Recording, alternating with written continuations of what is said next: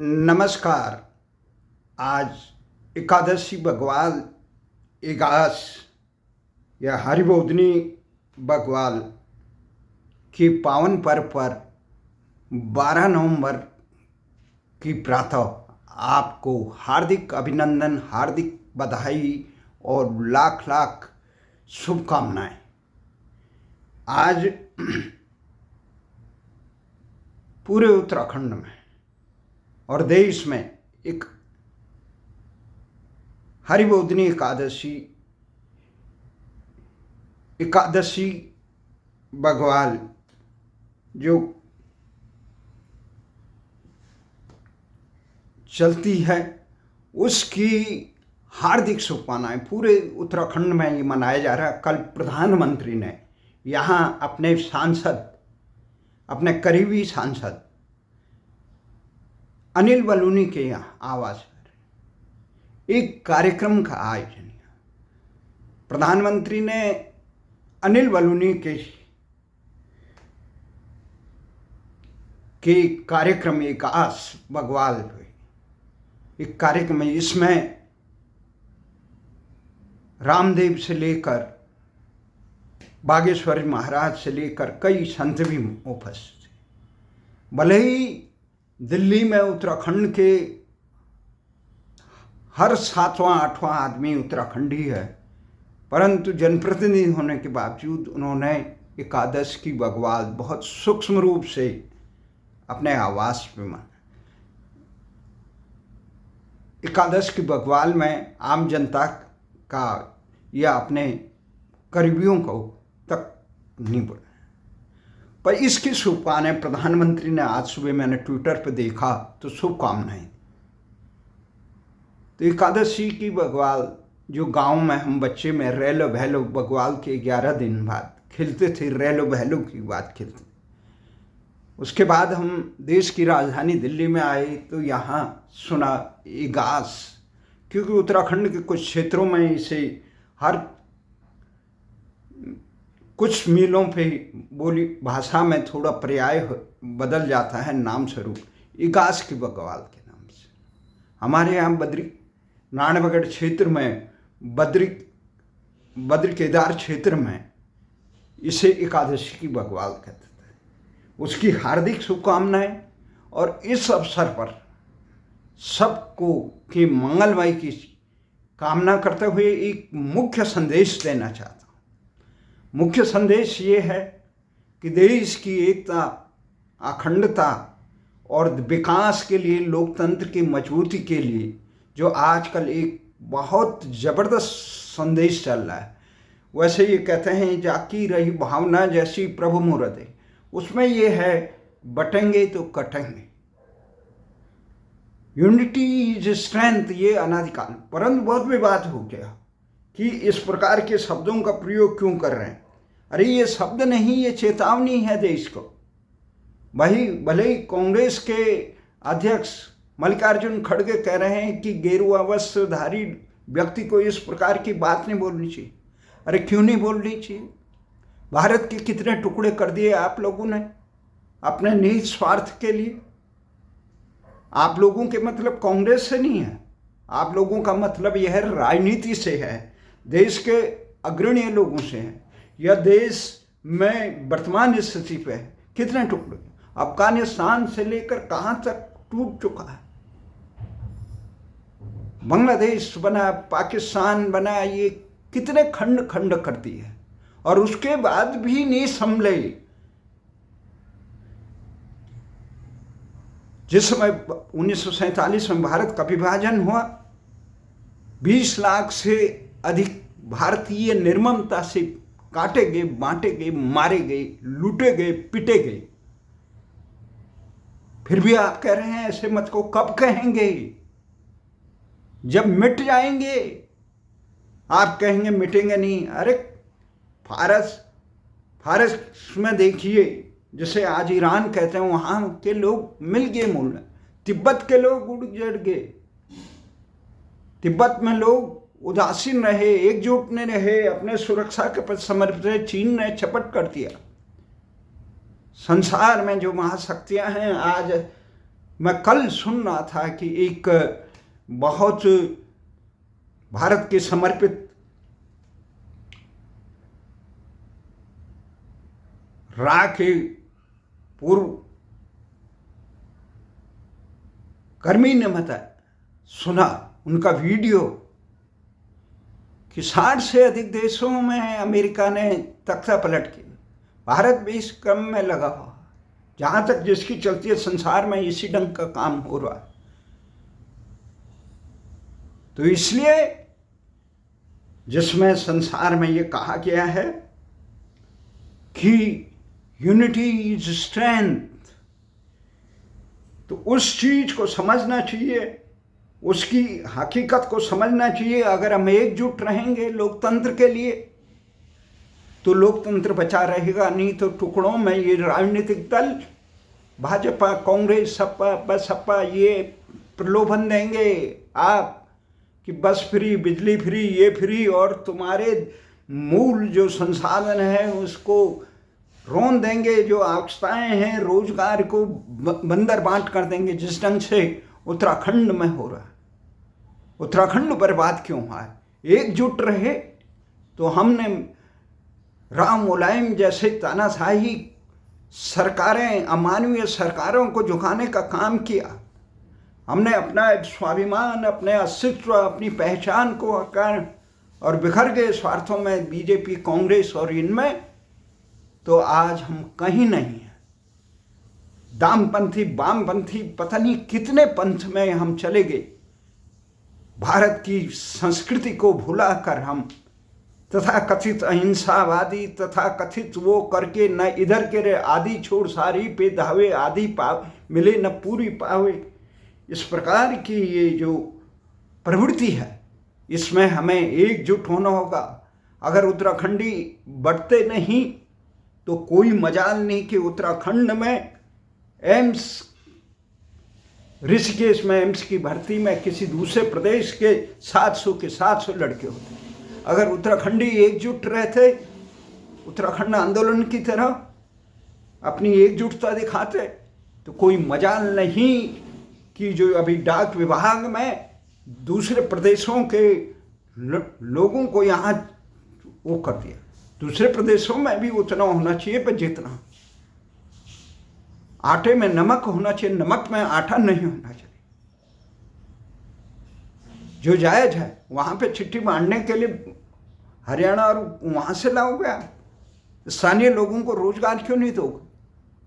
और अभी भी एजेंसियां जो रोजगार देंगे उनको किन किन को भर्ती कर रहे हैं? अभी बॉबी पवार का जो प्रकरण है, जो पूर्व नौकरशाहों को बार बार उनके मुंह लगे नौकरशाहों को बार बार सेवानिवृत्ति के बाद भी महत्वपूर्ण पदों पर आसीन करके सत्ता की बंदर बांट करने का काम चल रहा है।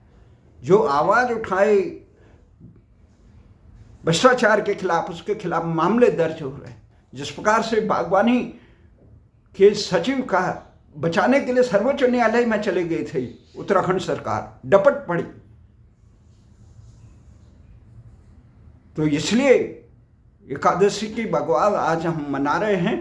तो ये संदेश चाहे खड़गे रोए, चाहे राहुल रोए, चाहे भाजपा चिल्लाए, चाहे अखिलेश रोए, पर ये भारत के लिए, विश्व के लिए, सबके लिए है कि एक रहोगे, नेक रहोगे। एक किसके लिए? राष्ट्र के लिए। एक किसके लिए? मानवता के लिए। एक किसके लिए? आदर्शों, न्याय के लिए, आम जन हित के कल्याण के लिए। एक इसलिए नहीं, अपने निहित स्वार्थ के लिए नहीं, परमार्थ के कारण। उत्तराखंड का पानी से लेकर, जवानी से लेकर सारे के कल्याण के लिए। उत्तराखंड क्या है? भारतीय संस्कृति का प्रतीक है, आत्मा है, जिसे भारतीय जनता पार्टी से लेकर कांग्रेस तक कोई नहीं समझ पाए। उत्तर जमा अखंड, जहाँ समाधान खंड अनादिकाल से है, जहाँ नर नारायण ने तपस्या की, जहाँ गंगा यमुना से, जहाँ 80-60% से अधिक वनाच्छित क्षेत्र है, और वहाँ के लोगों को तो बिजली पानी तक, उनके योगदान को नमन करने के लिए बिजली पानी तक का ईंधन तक न दे निःशुल्क, और दिल्ली और हरियाणा, हिमाचल, अन्य प्रदेशों में बांटे। ये अन्याय कौन कर रहा है? ये दिल्ली में बैठे भाजपा कांग्रेस के सत्तासीन लोग कर रहे हैं। इसलिए हमारा ये कहना है, एकादश के बकवाल का एक संदेश है, ये देश के लिए भी है। देश में जिस प्रकार से भारत विरोधी ताकतें, आप दीपावली नहीं मनाएंगे, आप राम चंद्र जी की जुलूस निकलना है उस पर पथराव करेंगे, क्यों कर रहे हो जी? और फिर कह रहे हैं कि कौन लोग हैं ये जो कह रहे हैं हम सड़कों पर निकल जाएंगे तो तुम्हें रूहें कांप जाएगी, जो कह रहे हैं 10-15 मिनट दो हमें। इनकी इतनी ताकत कैसे आ गई कि विभाजन के बाद भी इस प्रकार की अलगाववादी प्रवृत्ति देश में गूंजे? इसका एकमात्र कारण है शिक्षा भारतीय नहीं है, वही यहाँ भारतीय चंगेजी और फिरंगी शिक्षा दी जा रही है, जिसके कारण देश से नैतिक मूल्यों का ह्रास हो चुका है। आज भी देश अपने नाम और अपनी भाषा के लिए तरस रहा है। सर्वोच्च न्यायालय से लेकर न न्याय भारतीय भाषाओं में मिलता है, न रोजगार मिलता है। ये मूल कारण है। देश का अपना नाम तक नहीं दे पाए इस देश के हुक्मरान, देश की संस्कृति को क्या देंगे? देश की संस्कृति का आराध्य गौ गंगा गीता का क्या कितना अपमान है इस देश में, कौन देगा जब आपने शिक्षा ही नहीं दी?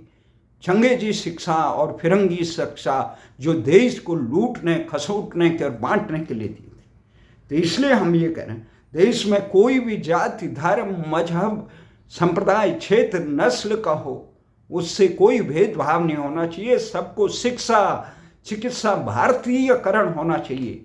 भारतीय क्या है? सबके हित में कार्य करना ही भारतीय है। आज एकादश के अवसर पर हम ये कहते हैं कि जिस प्रकार से कल ये कहा गया, क्योंकि उत्तर प्रदेश के मुख्यमंत्री ने, बहुत सौभाग्य है देश का कि उत्तर प्रदेश के ऐसे मुख्यमंत्री आदित्यनाथ योगी मिले जिसने वहां उत्तर प्रदेश में माफिया मुक्त कर दिया। जहां की सरकारें, जहां के न्यायालय उनको दंड देने के लिए तैयार नहीं थे, संरक्षण दे रहे थे राजनीतिक दल पंजाब में बिठा के, उनको मंचासीन कर रहे थे, संसद में बिठा रहे थे। उन अपराधियों पे नकेल कसी, या तो प्रदेश छोड़ दो या जीने के हाथ छोड़ो। और देश में राजनीतिक दल क्योंकि जाति के नाम पे, संप्रदाय के नाम पे, क्षेत्र के नाम पे बांटने का काम करते हैं, इसलिए एकजुट होने की जरूरत है इन ताकतों से मिटने की।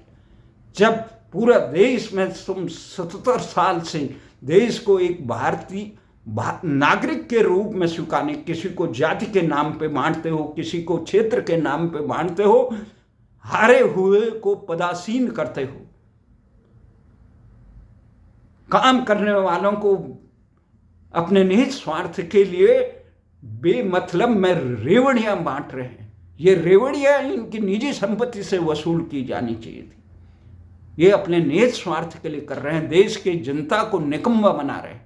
और देश की सुरक्षा में आज जम्मू कश्मीर में कितना हो रहा है। अगर इजराइल में होता इतना आतंक, तो पाकिस्तान पे अब तक आतंक का, पाकिस्तान के जो दहशतगर्द कश्मीर में भारतीय सेना की और आम लोगों का जीना हराम कर रहे हैं, उनको मार रहे हैं, उन पे अंकुश लगता।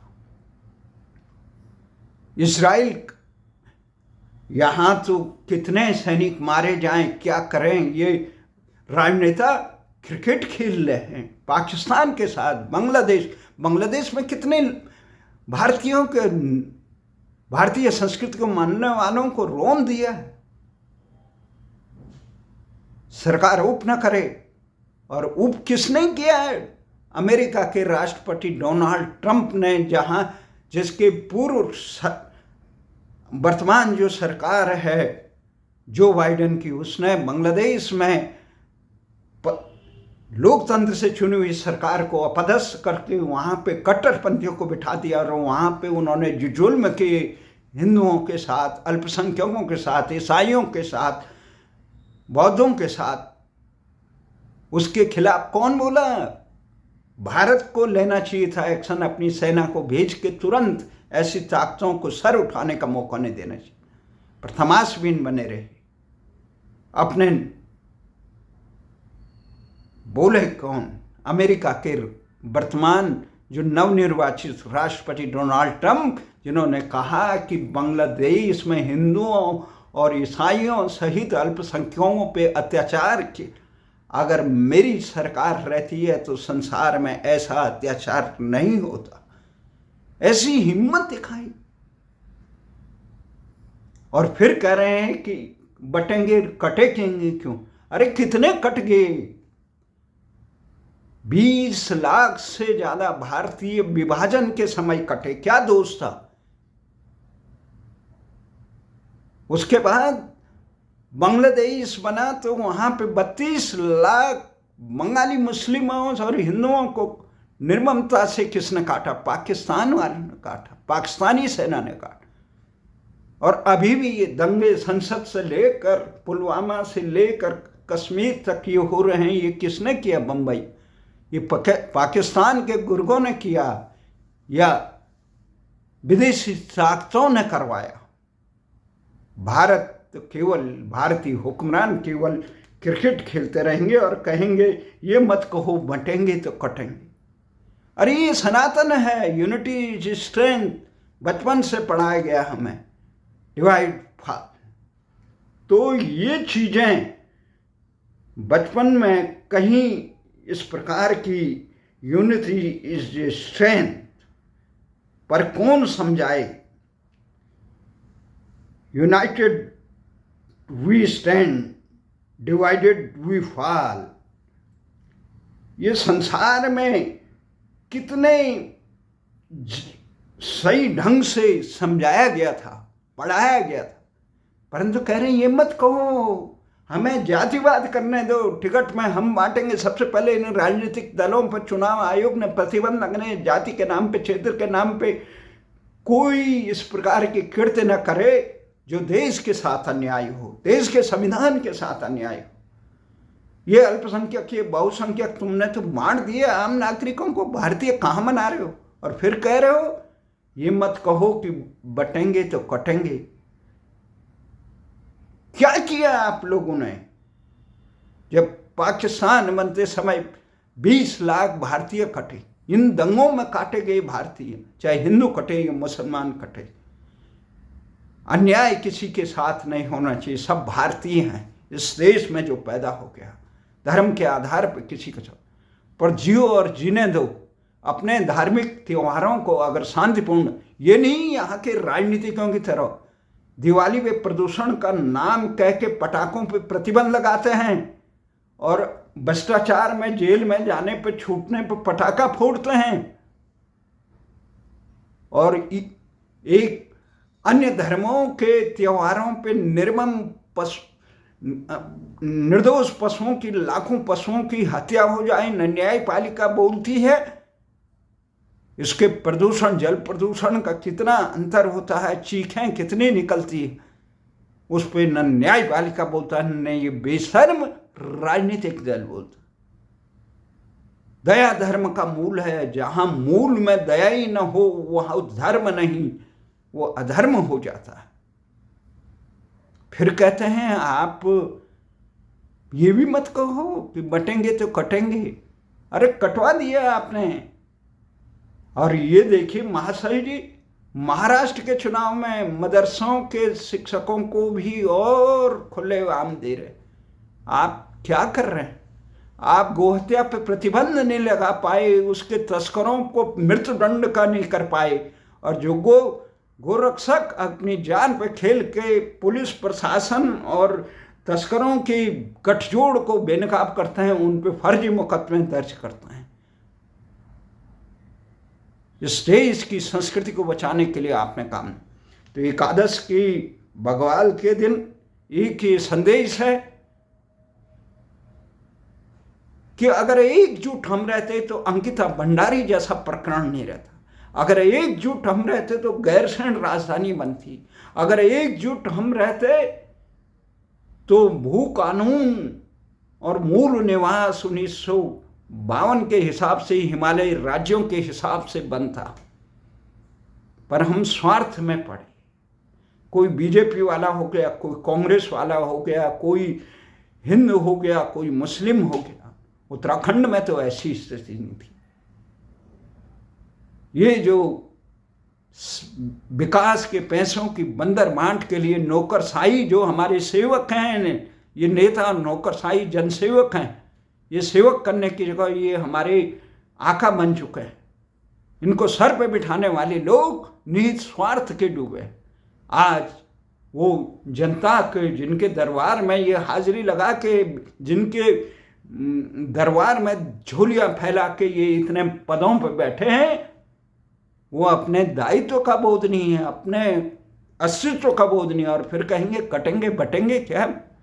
तुम अंध तुष्टिकरण वक्फ कानून जैसे बनाए, अगर ये वक्फ कानून जैसा बोर्ड, सनातन बोर्ड बना जाए, ईसाई बोर्ड बना जाए, सिख बोर्ड बना जाए तो देश चलेगा? नहीं चलेगा। अपने निहित स्वार्थ के लिए तुम इतना करोगे। जब काबा में कोई इस्लामिक वो होता है तीर्थ स्थान, वहाँ कोई अन्य धर्म के लोग प्रवेश नहीं कर सकते, तो वही जो सनातनियों का कुंभ मेला होता है, ये त्यौहार होते हैं, वहाँ पे तुम दूसरे धर्म के लोगों को जबरन घुसाने की वकालत क्यों करते हो? वहाँ शांति भंग करने का काम क्यों करते हो? ये तमाम चीज़ें हैं। इन चीज़ों के लिए हम आपसे एकादश के बग्वाल के दिन पे, ये एकादश का बग्वाल जो उत्तराखंड में मनाया जाता है, ये बताते हैं, यह तो रामचंद्र जी के आने की खबर पर्वतीय क्षेत्रों में, दूरस्थ क्षेत्रों में 14 दिन बाद पहुंची, उस खुशी में मनाते हैं। यह माधव सिंह जी जो महान सेनापति थे उत्तराखंड के, उन्होंने जब तिब्बत ने के राजा ने जिस समय से दुस्साहस किया, तो उनको सबक सिखाने के लिए जब माधव सिंह जी अपनी जाबाजों की सेना लेके वहाँ गए, तो वहाँ से दिवाली पर नहीं लौट पाए। तो लोगों ने उनके आने पे 14 दिन बाद, 11 दिन बाद एकादश की बग्वाल मनाई, मेरे माधव नहीं आयु। तो माधव सिंह जैसे वीर जाबाजों को की स्मृति को, या उत्तराखंड की संस्कृति, भगवान राम में कण कण में राम है। उत्तराखंड का मतलब भारतीय संस्कृति के प्राण, और भारतीय संस्कृति में मतलब है जन चेतना, चेतन के कल्याण के लिए काम करना। इसमें संप्रदाय, क्षेत्र, भाषा, लिंग, देश, नस्ल किसी का भेद नहीं होता, सबके कल्याण। सर्वे भवन्तु सुखिनः सर्वे सन्तु निरामया सर्वभद्राणि पश्यन्तु मा कश्चित्। इस महान सत्य को आत्मसात करने वाले ही उत्तराखंडी। हमें ये कहा गया कि आप, हमारे मित्र, अभी अमेरिका के चुनाव में जब मैंने दिया तो हमारे मित्र ने बड़ी कटाक्ष किया कि देव भाई को 7 समुद्र पार में जो कुशासन है उससे मुक्ति का आनंद हो रहा है। तो हमने कहा भाई उत्तराखंड 7 समुद्र, ये विश्व एक परिवार वसुदेव कुटुंबकम, हमारा एक परिवार है कि जो इतना सशक्त अमेरिका है, वो पूरे संसार को संचालित कर रहा है, वहाँ विघ्न डालता है। हमारे पाकिस्तान में उन्होंने तोड़ दिया, बांग्लादेश में सरकारें तोड़ दी, भारत में अलगाववादियों को वो कनाडा और वहाँ पोष कर रहा है। इसलिए मैं ये कहता हूँ कि तत्वदर्शी आपस में बटो मत, हिंदू सिख मुस्लिम किसी के नाम पे मत बटो, देखो कौन बांट रहा है उस पर अंकुश लगाओ। ये कटेंगे तो बटेंगे, एक रहेंगे तो नेक रहेंगे और मजबूत रहेंगे। ये संदेश देने के लिए मैं एक बार फिर आदित्यनाथ योगी, जो गोरख पीठ के प्रमुख भी हैं और भारतीय उत्तर प्रदेश के संसार के सबसे बड़े 5वें बड़े राज्य, अगर देश होता तो 5वां बड़ा होता, उत्तर प्रदेश के मुख्यमंत्री भी हैं, जिन्होंने वहाँ उत्तर प्रदेश से तमाम प्रकार की माफियाओं, आतंक का अंत के विकास के पथ पर इस उत्तर प्रदेश को ले जा रहे हैं। मैं उनको भी धन्यवाद करता हूं कि सही समय पे संदेश, और धन्यवाद करता हूं संघ को भी, जिन्होंने कहा कि ये सही संदेश है। हमें देश में जाति, धर्म, मजहब और संप्रदाय, लिंग, क्षेत्र, भाषा इत्यादि के नाम पे विभक्त न होकर एकजुट रहेंगे। जब भारत एकजुट रहेगा तभी महाशक्ति होगा, विश्व गुरु होगा, तभी भारत के सभी लोग संपन्न होंगे, भारत संपन्न होगा, यहाँ पे रहने वाले हिंदू मुस्लिम सिख ईसाई सब का कल्याण होगा। अगर यहाँ अराजकता रहेगी तो सीरिया से लेकर यूक्रेन की तरफ बर्बादी के गर्त में रहेंगे। इन्हीं आशा और सबके साथ आप सबको फिर एक बार एकादश की बग्वाल की हार्दिक बधाई, एकादश की बधाई, और उस बग्वाल के उस कल्याणकारी स्वरूप को मैं नमन करता हूँ, बचपन की स्मृतियों को नमन करते हैं। आप सबको बधाई देता हूँ। ओम।